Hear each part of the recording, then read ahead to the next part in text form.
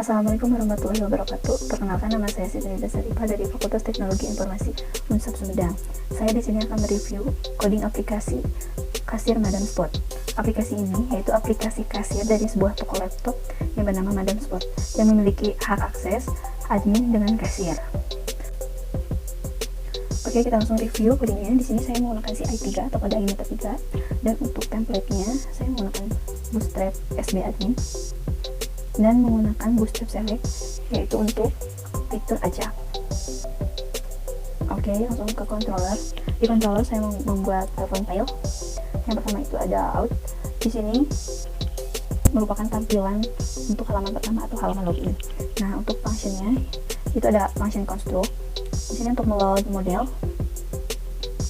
ada function index. Function index ini untuk memanggil halaman login. Nah, untuk template-nya saya bagi-bagi antara header dengan footer. Itu saya di dua file kan. Oke. Di sini saya menggunakan form validation juga untuk mengecek username dan password. Nah, di kondisi jika form validation itu salah, maka akan mengakses ke login lagi atau ke halaman login. Nah, jika salah, maka masuk ke function aksi underscore login ini. Nah, di function aksi underscore login ini merupakan proses dari si loginnya. Nah, di sini ada username dan password, di mana username-nya itu sama dengan username dan passwordnya itu menggunakan function MD5 supaya nggak terlihat ya. Nah, masuk ke login model, ke cek login. Jika dicek itu lebih dari 0, maka string row query row underscore array. Jika row ID nya sama dengan 1, jadi di sini saya membedakan antara admin dengan kasir itu dengan menggunakan row ID. Nah, jika row ID nya 1, maka masuk ke home admin atau ke beranda admin dengan statusnya login. Nah, jika bukan dari 1 atau selain 1, misalkan 0, akan masuk ke beranda user dengan status login. Nah, jika kedua-duanya itu salah, atau misal email yang tersanjung itu salah, maka akan di-direct ke halaman index atau ke halaman login pertama. Di sini ada function logout. Function logout ini untuk mengakses user data, yaitu username dan row ID. Oke, selanjutnya ada controller home. Untuk function contract, saya disini memanggil isLoggedIn. Ini merupakan function yang sudah saya buat pada helper. Ini saya membuat helper bernama Nida. Nah, di sini yaitu kondisi dimana mengecekkan ketika sessionnya itu tidak sama dengan login atau statusnya itu tidak login, maka akan di-redirect ke out atau ke halaman utama login. Oke, untuk function selanjutnya itu ada function admin. Di sini hanya meload ke view home admin atau ke tampilan admin, dan ada function user di sini untuk memanggil atau meload ke halaman user. Oke, selanjutnya ini controller kasir. Di kasir juga sama, function isLoggedIn-nya dipanggil, dan saya di sini meload library from validation dan meload model, yaitu kasir underscore model. Nah, untuk function pertama saya membuat function judul, maksudnya saya membuat function. Oke, untuk pertama saya di sini membuat variabel judul yang isinya itu data kasir Madam Spot. Nah, di sini saya meload model dengan variabel kasir. Saya juga memanggil database admin, memanggil sessionnya. Nah, di variabel kasir saya memanggil kasir display dan memanggil database dari tabel kasir. Oke, jika input post keyword ini merupakan variabel, maka akan masuk ke atau meload ke model kasir underscore model. Nah, jika input atau post keyword itu, maka akan masuk ke kasir underscore model dengan function display. Nah, di display hanya memanggil database tabel kasir dengan result array. lalu akan masuk dan memanggil template header, template sidebar, template footer, kasir, dan tampilan display. Template footer ini semua ada di view. Karena saya membaginya antara header, sidebar, topbar, dan juga footer, jadi pemanggilannya seperti ini. Dan data atau string data ini dikirim. Selanjutnya ada function tambah kasir.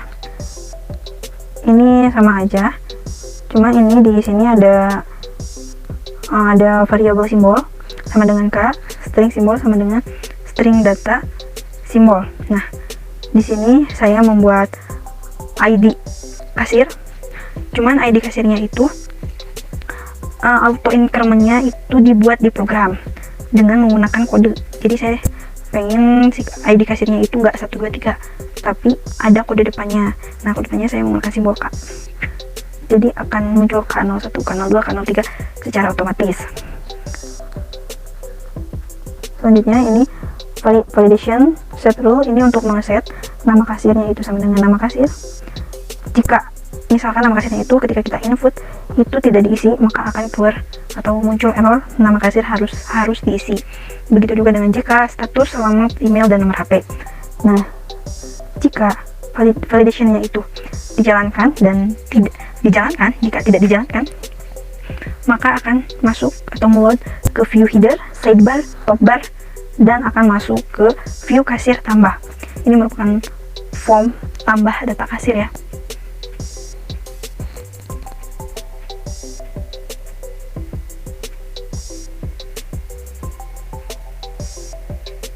Nah, ini merupakan tampilan dari tambah data kasir. Nah, di sini saya deklarasikan lagi atau masukkan rumus lagi. Saya di sini ini merupakan pendeklarasian dari atau rumus dari ID kasir yang sudah saya buat untuk secara auto increment. Di sininya saya melakukan kontainer. Dan di panel bodinya saya ini pasangkan session flash data dengan variabel flash. Oke, di sini sudah saya set bahwa flashnya itu data berhasil ditambahkan. Nah, jika datanya itu berhasil ditambahkan, maka akan masuk di sebelah sini di panel bodinya. Sini input text, ada ID kasir, nama kasir, jika status, alamat, email, dan nomor HP. Dan juga ada button simpan dan batal. Oke, kalau si form validationnya itu benar atau sudah diisi, maka akan masuk ke kasir underscore model dengan function tambah data. Nah, di tambah data ini merupakan function insert. Jadi kita memanggil semua isian tabel dari tabel kasir. Dan di sini string this db insert, ini nama tabelnya tabel kasir, mengirimkan string data ini. Jadi akan memasukkan data yang sudah di input ke database. Jika sudah di input atau dari kasir model function tambah data itu berhasil, maka akan keluar atau muncul session ini, data berhasil ditambahkan, dan akan diredirect ke kasir tambah kasir atau ke halaman tambah kasir tadi. Nah, selanjutnya ada function hapus. Di sini menggunakan string ID underscore kasir. Nah, ini itu untuk mengalamatkan atau menghapusnya itu melewat ID kasir, karena ID kasir ini merupakan primary dari tabel kasir tersebut. Di sini langsung meload ke kasir underscore model hapus data dengan string ID underscore kasir. Nah, di sini hanya proses delete tabel kasir, di mana kondisinya itu ID kasir. Jadi menurut ID kasir, penghapusan tabel menurut ID kasir.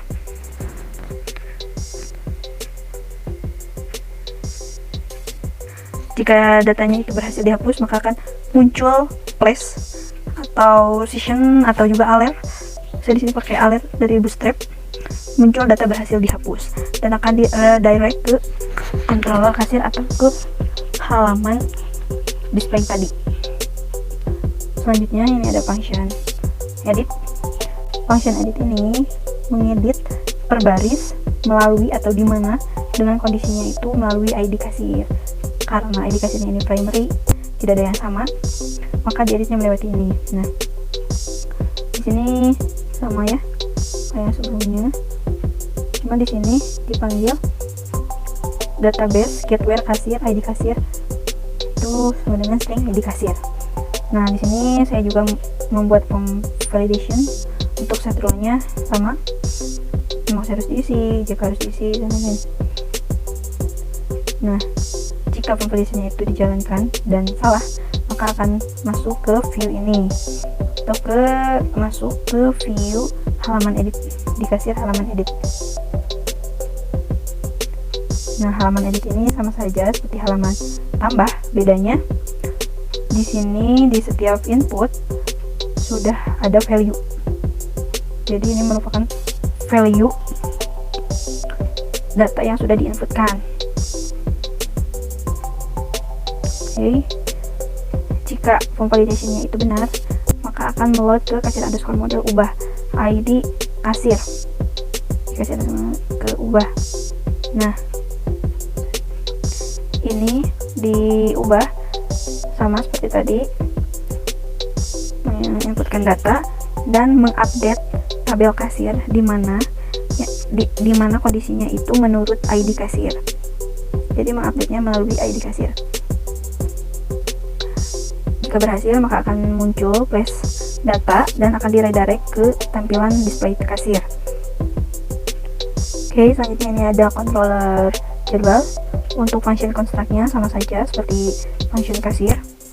Di function index ini sama seperti function kasir. Maksudnya seperti controller kasir. Di sini menampilkan display dari display jadwal. Sama saja, untuk hanya beda database saja. Maksudnya beda sama saja seperti kontrol kasir, hanya di sini bedanya di kontrol jadwal ini menggunakan tabel jadwal. Nah, ada perbedaan juga di function tambah. Bedanya di sini saya menggunakan ajak atau JS. Untuk logikanya sama di sebelumnya, sama seperti kasir tadi dengan mengecek form validation. Nah, untuk tampilan dari inputan tambah jadwal ini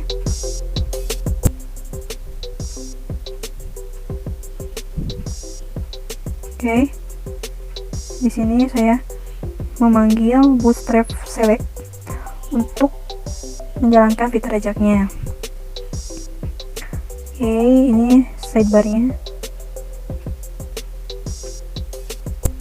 Nah,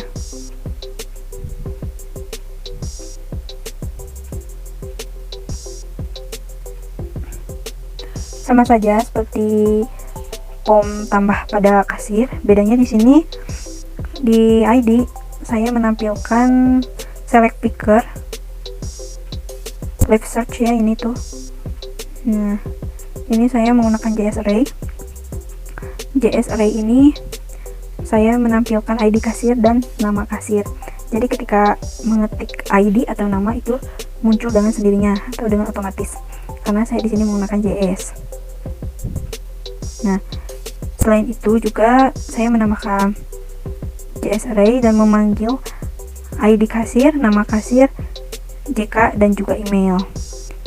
Jadi ketika saya memasukkan ID dari salah satu kasir, maka akan otomatis masuk atau menampilkan nama kasir, JK, dan email.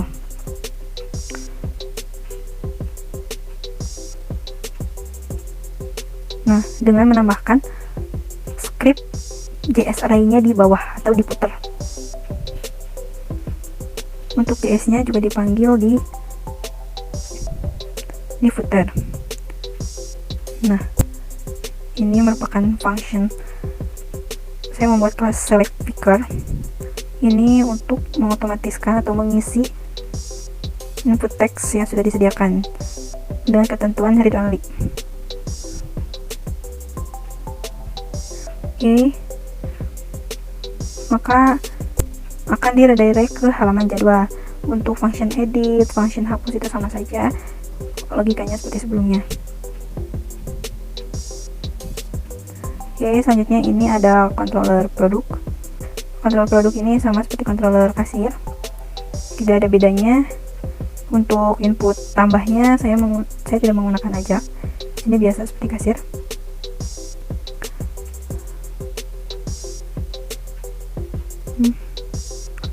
Selanjutnya ada transaksi, controller transaksi. Nah, untuk controller transaksi di sini ini sama dengan controller jadwal, yaitu dengan menggunakan ajak.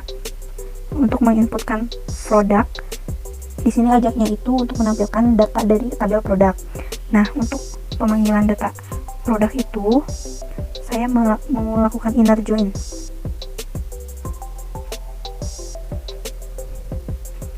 Nah, jadi bedanya display dari yang lainnya itu. Nah, jadi bedanya dari display lain. Kalau untuk ajak, ini saya tabelnya saya inner join-kan. Untuk displaynya saya inner join-kan antara tabel transaksi dengan tabel produk atau produk. Nah, namun tabel produk tidak semua ditampilkan, itu hanya nama produk, harga, stok. Jadi hanya ada 3 yang ditampilkan dengan ID underscore produk, itu dari transaksi sebagai horizon key, dan untuk tabel produk itu merupakan horizon key. Oke.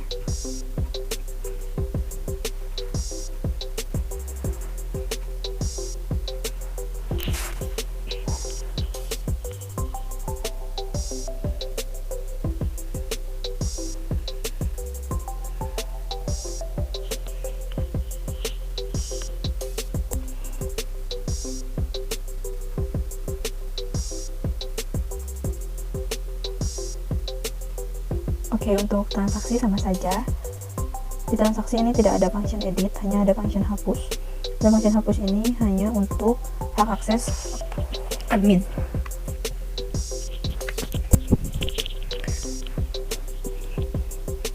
Namun di function hapus ini dihapus berdasarkan tanggal.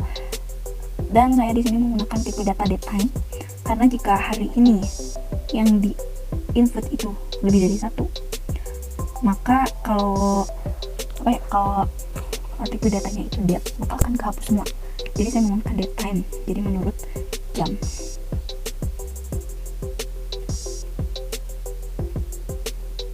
Oke, di sini ada controller laporan.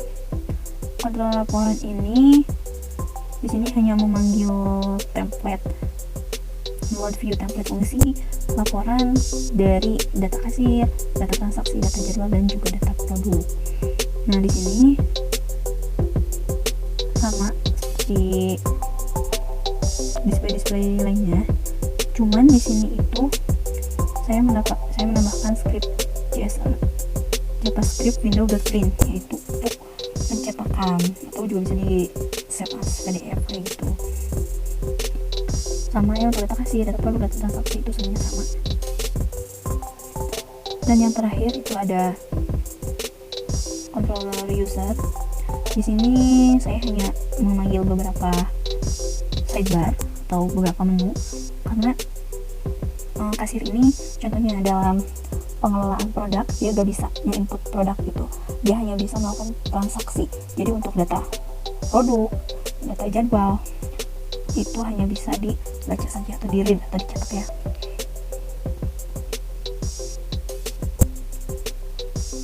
Oke, ini untuk modelnya, ini untuk view-nya.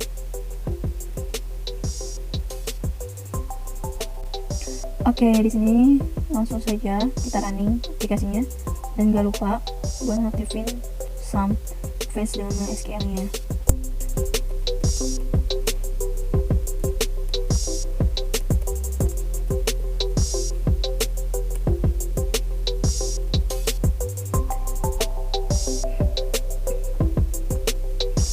Oke, di sini saya akan login sebagai admin.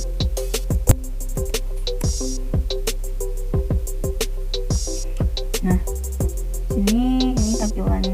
dashboard, ada menu kasir, ada data kasir. Ini ada data kasir, bisa diedit dan juga di delete. Tampilan editnya ini bisa saya rubah ini, simpan, data berhasil diedit. Nah, yang tadinya udah statusnya kawin, sekarang belum kawin. Tuh, hapus, sama saja. Akan muncul alert apakah Anda yakin akan menghapus data.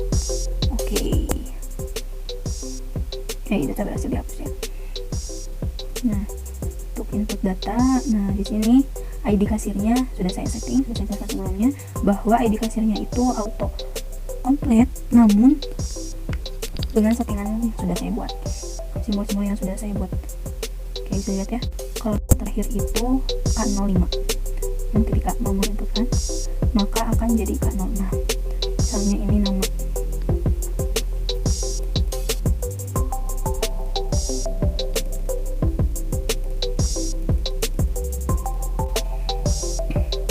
oke, data berhasil ditambahkan. Kita cek, nah ada ya. Oke, selanjutnya ini ada kelola jadwal kasir. Di sini juga bisa. Oke, kita input jadwal kasirnya. Misalkan, nah ini saya menggunakan aja. Saya pengen Andin. Nah, ketika saya mencari Andin, itu dengan mengetik namanya aja Andin tuh akan muncul dengan sendirinya. Karena ini saya baru sedikit ya. Nah, ketika saya enter, maka akan muncul nama, jenis kelamin, dan email. Ini hanya read only memory.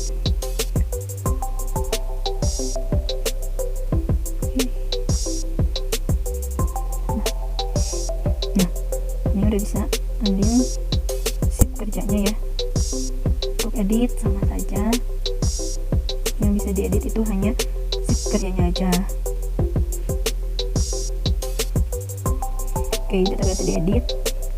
Untuk hapus, oke, data berhasil dihapus. Selanjutnya ini ada data produk. Di sini ada nomor, ID produk, nama produk, harga, dan juga stok. Saya coba input. Ini sama menggunakan ID produk dengan otomatis. Bisa dilihat ya teman-teman. Sebelumnya ini P07. Jika saya menginput, maka akan jadi P08. Misalnya ini nama produknya itu Asus.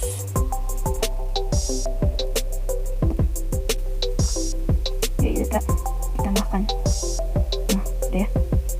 Coba edit. Yang bisa diedit itu semuanya bisa diedit. Cuma ID produknya bisa diedit. Data bisa diedit. Oke. Untuk penghapusan, tinggal hapus aja. Data berhasil dihapus. Gak ya. Nah, selanjutnya ini ada data transaksi. Ini transaksi-transaksi yang sudah dilakukan pada tanggal sekian. Nah, saya coba untuk melakukan transaksi. Sama, saya pakai ajak. Ini saya cari laptop Lenovo ya. Lenovo ID5.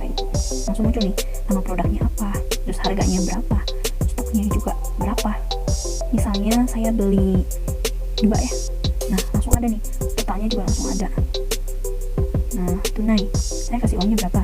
Misalnya saya kasih uang segini, maka kembaliannya ada, yaitu 10 juta. Tinggal cepat, saya berusaha melakukan transaksi Lenovo IdealFed dengan ID produknya P03 itu jumlah 2. Oke, kita cek di data produk P03 IdealFed. Oh, jadi 97. Yang awalnya tadi itu 99 stoknya itu. Oke, untuk data transaksi, dan ada total transaksi juga. Nih, ini total transaksi yang sudah dilakukan untuk pemasukannya teman-teman. Ini ada button cetak laporan juga. Ini ada bisa cetak laporan kasir, data produk, juga kerja kasir, data transaksi juga. Misalkan ini untuk data kasir.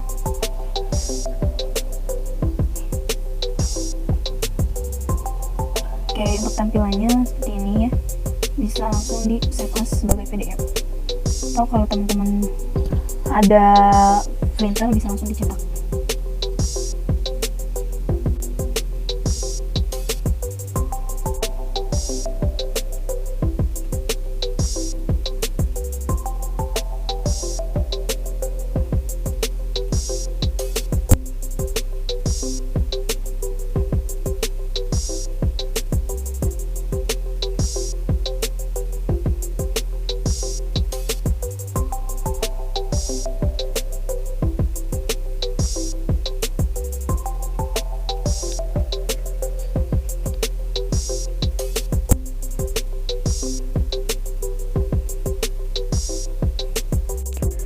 adalah fitur-fitur yang sudah saya buat.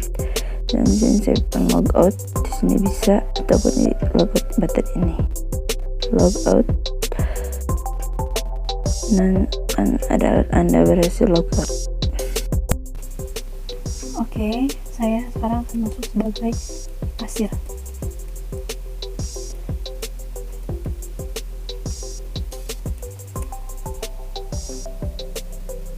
Oke, ini fitur-fitur yang ada di tampilan kasir. Kasir hanya bisa melihat data kasir, tidak bisa mengedit atau menghapus.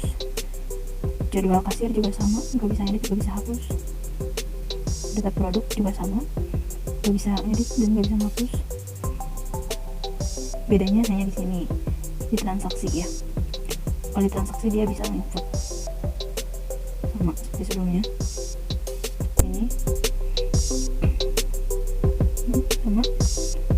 Ini juga ada data, bisa mencetak laporan data kasir, data produk, data jual punya kasir, dan data transaksi.